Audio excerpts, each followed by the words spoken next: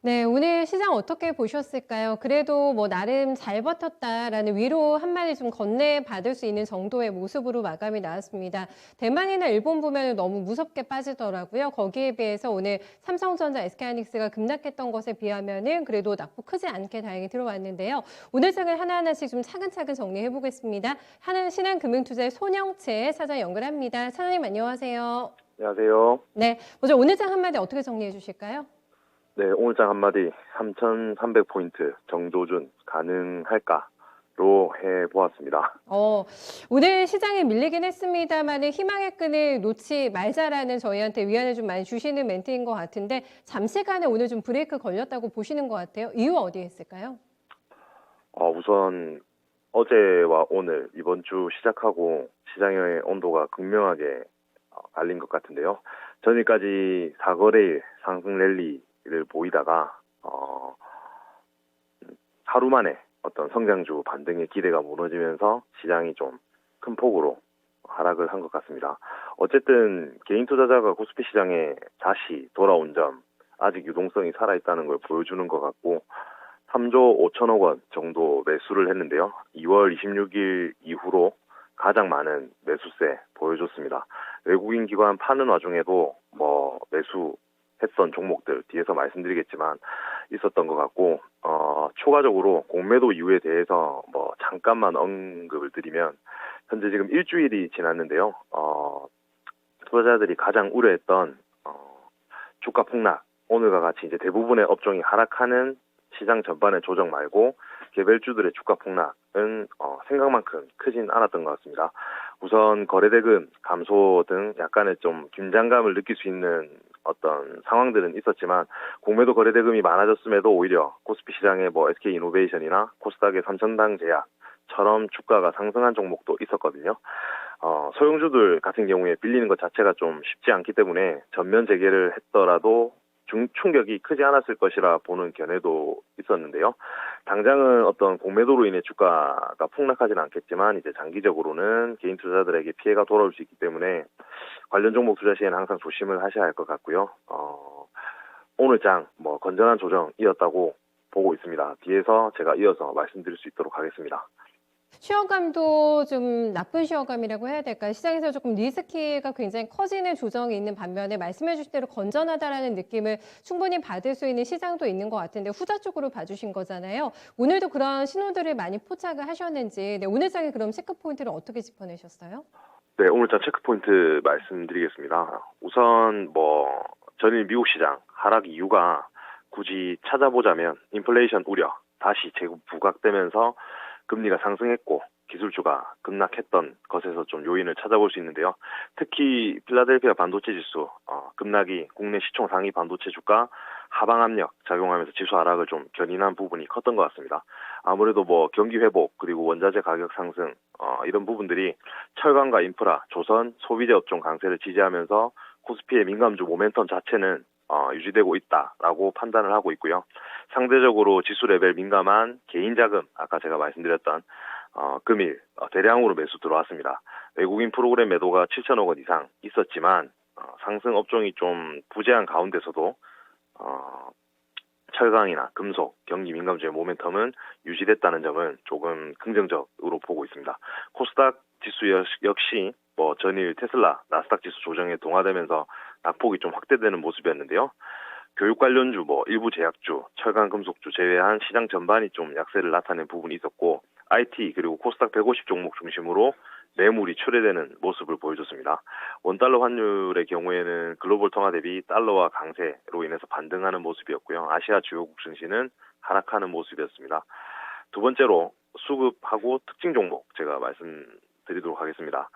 우선 따상 여부에 수많은 투자자들 관심이 집중된 SKI 테크놀로지 상장일이었는데요. 오늘은 유통 물량이 많지 않아서 긍정적인 주가 흐름을 보일 것이라는 전망이 조금 지배적이었는데 어쨌든 20% 이상 하락하면서 마감을 했습니다. 고평가 논란이라고는 하지만 청약 경쟁률 때 보여줬던 인기를 감안한다면 주가 흐름이 확실히 좀 과도했던 것 같다라는 개인적인 생각이고요. 거래소에서는 철강금속 업종들이 강했습니다. 포스코 강판 높은 상승을 보여주었고 세아그룹주도 큰 폭의 상승을 이어가는 모습이었는데요. 금호타이어, 조광페인트 등 화학업종 일부 종목 상승률도 눈에 띄는 편이었습니다. KRX100 안에서는 삼성 엔지니어링 상승 랠리가 계속 이어지고 있고요. 코스닥 시장입니다. 마찬가지로 금속업종 좋았고요. 네이처셀, 바이오리더스 등 일부 제약주들 역시 상승률이 높았던 것 같습니다. 특히 동훈아나텍, SK머티리얼즈 등 반도체 1, 2차 벤더에 해당하는 업종들 타격을 크게 입은 모습이었습니다. 마지막으로 외국인 순매수도 특징 종목 말씀드리겠는데요. 코스피에서는 LG화학, 삼성 SDI 등 2차 전지 관련주를 많이 샀고 전자, 하이닉스 등은 매도했습니다. 특징적인 것은 지금 카카오를 매수하는 반면에 네이버를 1,000억 이상 매도한 점인데요. 향후에 두 회사의 주가 흐름에 어떤 영향을 미칠지도 관심을 좀 갖고 지켜봐야 될 것 같습니다. 코스닥 시장에서는 휴젤, 솔브레인 등을 담고 ST팜, 시젠 등을 매도하는 모습이었는데요. 칸골, 헬렌 카민스키 등의 브랜드 의류와 모자를 판매하는 SJ그룹의 최근 상승세가 강한 점이 좀 특징적이었습니다. 이상입니다. 차별적인 수급이 들어갔던 쪽을 정확하게 종목별로 조금 짚어주셨는데 외국인과 기관이 이렇게 거칠게 팔았음에도 왜 장바구니에 담겨 있는지 그 의미를 조금 생각해 보자라는 시간도 됐던 것 같은데 그래서 좀 컨셉을 보면은 특히 외국인보다는 기관 같은 경우에는 뭐 GS라던가 CJ제일제당, 대한항공 이런 종목들 시장에서 아직까지 가격 메리트가 크다라고 평가받는 종목들을 좀 많이 상위권에 담아가는 모습이었고요.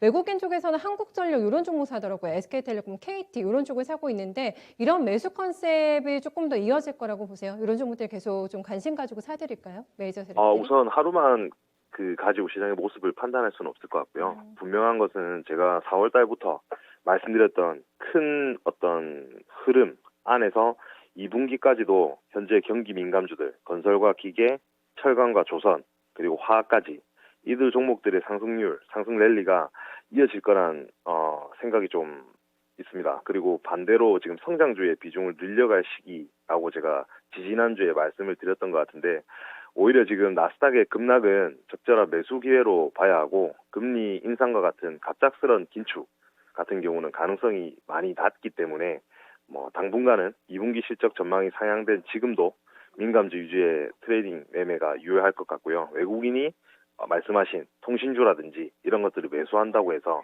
거기에 큰 어떤 의미가 있어 보이지는 않는 것 같은데 다만 CJ제일제당 같은 경우는 이제 저도 더 이상 음식료 업종이라고 보기보다는 어떤 바이오, 플라스틱 이런 업체로의 탈바꿈이 좀 이루어지는 것 같아서 좀 눈여겨보고 있는 종목입니다. 알겠습니다. 내일 장을 조금 저희 준비를 해주세요. 워낙에 일중 등락폭이 크기 때문에 조금 정신없이 이번 주 초반은 롤러코스터로 진행이 되고 있는데 내일 장에 대한 전망과 함께 어떤 부분을 중요하게 점검해야 되는지 좀 준비 좀 해주세요. 네, 내일장 체크포인트 크게 두 가지로 말씀드릴 수 있을 것 같은데요. 첫 번째는 1분기 실적 발표 마무리되는 주입니다. 그리고 2분기를 준비해야 되는 주가 이번 주 5월 둘째 주인데요. 특히 어닝 서프라이즈 효과, 1분기의 어닝 서프라이즈 효과가 이번 주를 기점으로 전부 반영이 될 것 같습니다. 이제 시장의 관심이 2, 4분기 실적으로 옮겨갈 때인데요. 2분기 역시도 전망 자체는 양호합니다. 2, 4분기 영업이익 컨센서스 3월 말 대비 7.8% 상향 조정되었는데요. 조선 업종 그리고 디스플레이 업종 상향폭이 컸다는 점 참고하시면 좋을 것 같고요. 시장의 불안 요인은 결국 테이퍼링 이슈인 것 같은데요. 빠르게 공론화되긴 어려운 상황입니다. 결론만 말씀드리면 2분기까지도 금리 인상 가능성 제기와 같은 지금의 상황은 계속해서 시장의 어떤 발목을 잡을 가능성이 높다고 보고 있고요.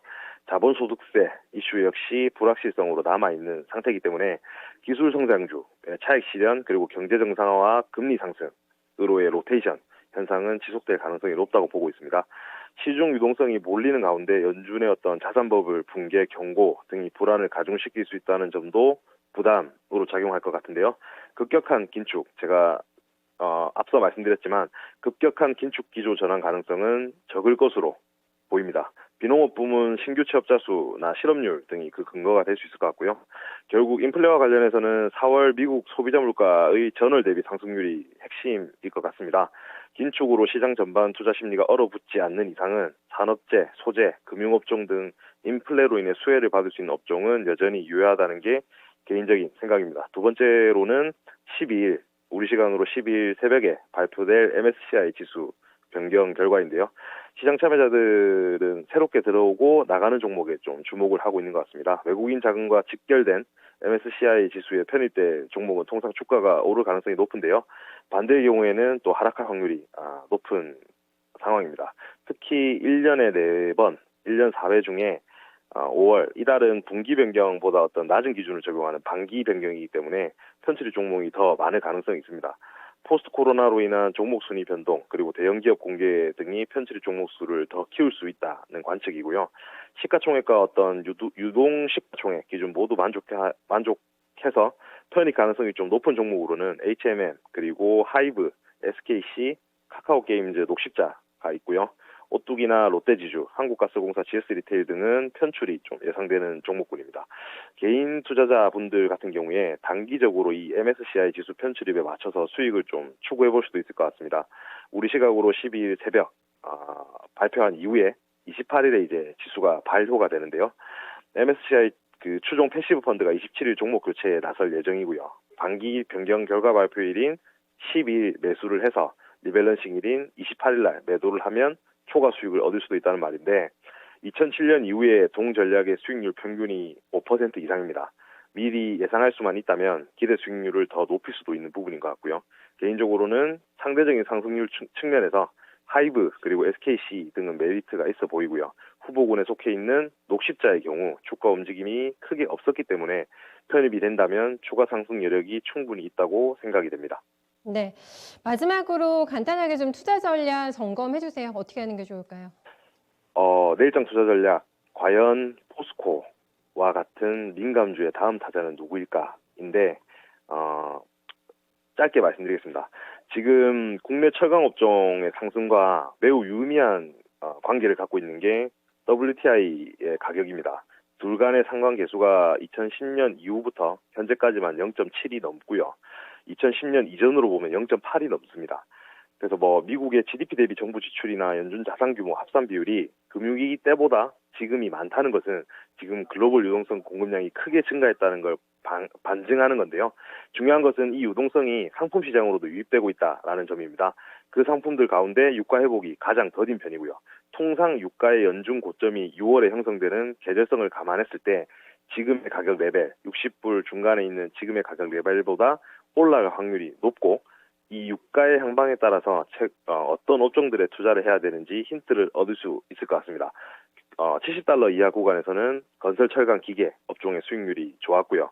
70에서 $80 사이 건설 업종의 상승세는 지속되지만 철강 자리를 조선, 정유, 자동차 업종이 대신했었다라는 점을 참고하셔서 민감주 선정 시에 WTI 움직임을 활용한 전략을 또 하나의 툴로 가져가시면 좋을 것 같습니다. 네, 3,300선 가자 외쳐주신 사장님이 저희 기 받으면서 내일장 잘 준비해 보겠습니다. 자세한 말씀 잘 들었습니다. 네, 고맙습니다. 네, 이렇게 해서 절대 전략으로까지 오늘 좀 마무리를 짓도록 하겠습니다. 저희 투자 판단에 대한 다양한 도움 말씀 전해드렸고요. 특정 종목의 상승과 하락을 보장하진 않습니다. 오늘 많이 피곤하셨죠? 네, 쌓인 피로 잘 푸시고 네, 종목에 대한 고민을 진짜 쉬운 진단에서 도와드리니까 계속해서 함께해 주세요. 저는 인사드리겠습니다. 고맙습니다.